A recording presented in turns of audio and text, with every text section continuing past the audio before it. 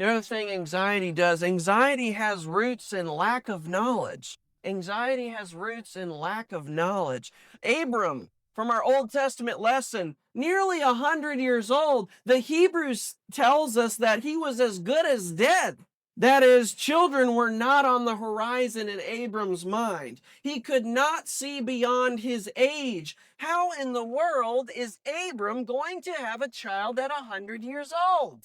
Can you imagine having a child at 100 years old? God says to Abram, you're going to have a child, and then he says to Abram in our text that he's going to have a great reward. Who cares? Abram is about to die with no one to give his inheritance to. He's reaching an age, a ripe old age.